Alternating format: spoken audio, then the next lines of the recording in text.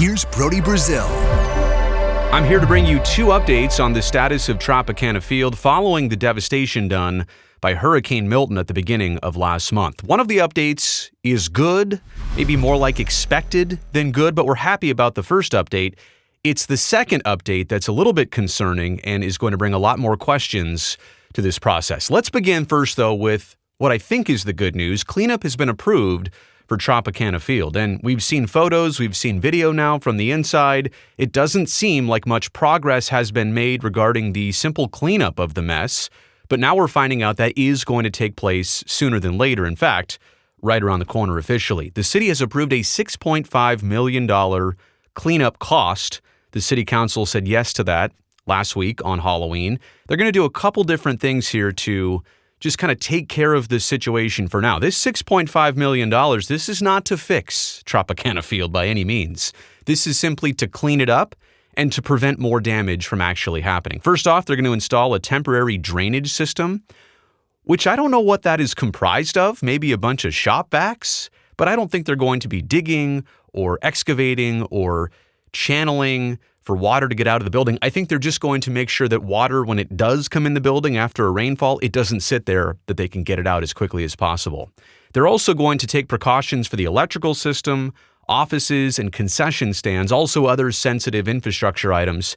They're going to waterproof them, which maybe means just throwing a tarp over all the areas that can't get wet, like they did the night of Hurricane Milton and any rainfall since then. So they're just going to try and protect what exists right now. They don't want to cause any further damage.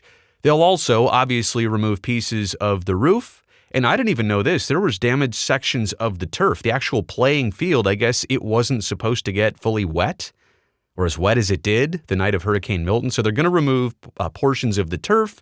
They're going to clean up pieces of the roof. And all of this could last about 8 weeks.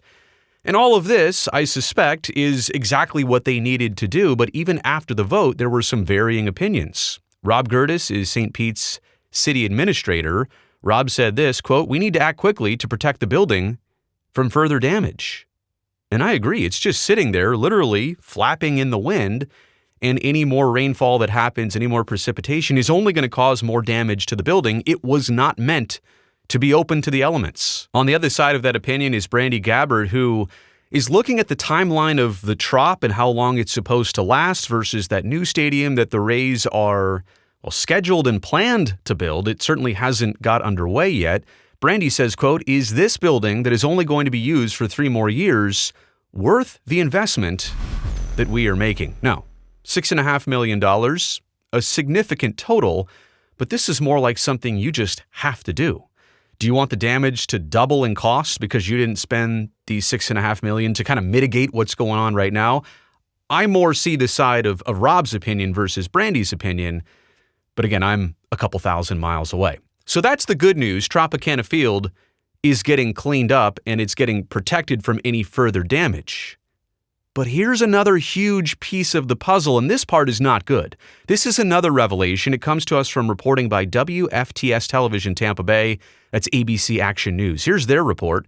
The city of St. Petersburg passed a plan on Thursday to repair Tropicana Field after Hurricane Milton, but it might be more costly than expected.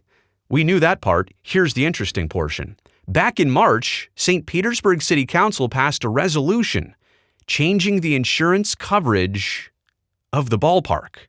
The decision lowered the maximum amount of money an insurance company would pay for a claim from $100 million to $25 million for wind and flood damage.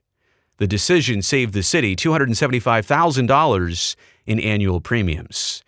So just recently, they cut back their insurance coverage to save money on the short term, but now they're about $75 million off in potential coverage. Now, we don't even know how much or if insurance is going to cover this, and we also still don't know the total cost. I mean, if cleaning it up costs $6.5 million alone, you can imagine what putting a new roof on is going to cost and what fixing the offices that got damaged is going to cost.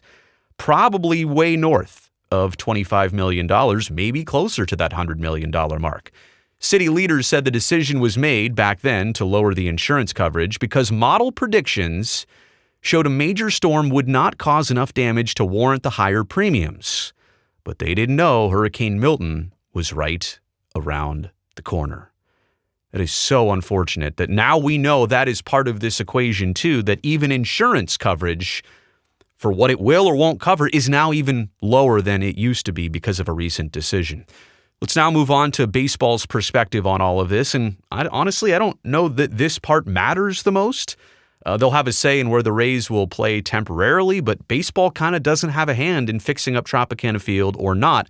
I'll get into that in just a second too. Baseball is looking at it like this.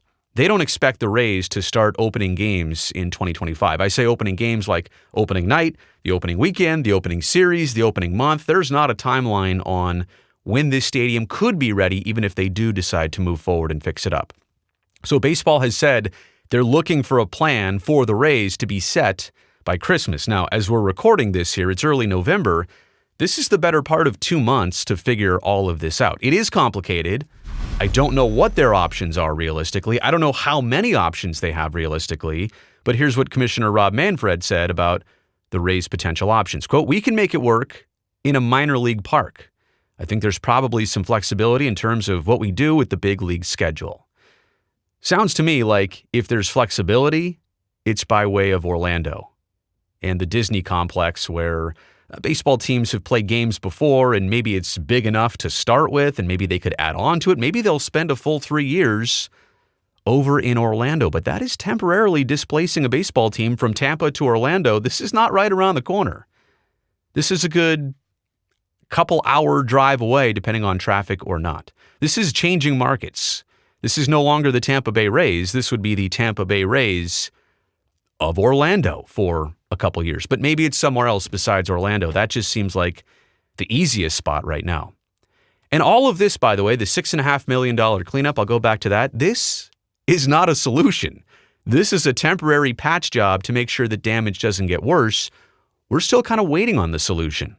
I've been told by some in the business, in the industry, that fabrication of a new roof alone could even take several extra months of lead time. You don't get to go to Home Depot and find that Teflon-coated fabric that used to be on the ceiling of Tropicana Field. You have to order it. It has to be manufactured. It may not just be sitting around and ready to go. So even as much as you could pay all the dollars that are necessary for this, and I don't know if that's going to happen, logistically, it still may not be ready for another additional 5 to 6 months, even if they said yes starting tomorrow. It's also still unknown if or what insurance will pay out. I mean, I know we talked about the coverage there. What if insurance says, yeah, there was previous damage to this roof, which we've seen some questions about that, some repairs that were done even this last season. What if insurance says we're covering zero of this? Then the 25 and 100 million, they don't really matter, but we still don't even know that yet. There's also kind of the problem/issue situation here that all of this is now a city-level debate. The fixing of the roof, the ultimate repairs that will be necessary to make Tropicana Field playable again. This is not up to the Rays, really, unless they fork over the money. This is not up to Major League Baseball unless they fork over the money. This is a St. Petersburg City issue and an insurance issue and maybe even a Pinellas County issue. But the point is that this is in government's hands now, and we know that they're not always expeditious with their decision-making and their processes.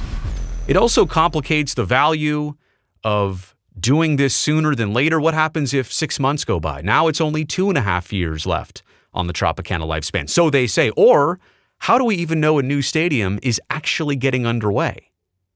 It's kind of this bridge. Well, in the case of like the A's to Sacramento to Las Vegas, there's a bridge to Sacramento, but the other half of that bridge to Las Vegas is not fully secured or built out yet. And for the Rays, this is a bridge, Orlando, to what? To knowing for sure that a new stadium is being built in Tampa? Do we know that yet? But until a shovel hits the ground, it's not a certainty that that new stadium is going to go up for the Rays right next to Tropicana Field at the gas plant district. So again, none of this brings us to a solution. All of this is kind of a temporary fix. And now that we know the insurance part is even a little bit more complicated than expected, yeah, great news. The cleanup's going to happen, but we still don't have any real certainty on the immediate future of the Rays, the long-term future of the Rays, or have we already seen the last baseball game at Tropicana Field? Is it just going to sit there and look similar to that? for weeks, months, maybe even years to come. All right, you've made it here to the end of this video. I really appreciate that. Thumbs up down below greatly helps me and this video and this channel. And real quick, before it's over, go down there and make sure that you are already subscribed to this channel. I would love that because that means I get to see you back here next time.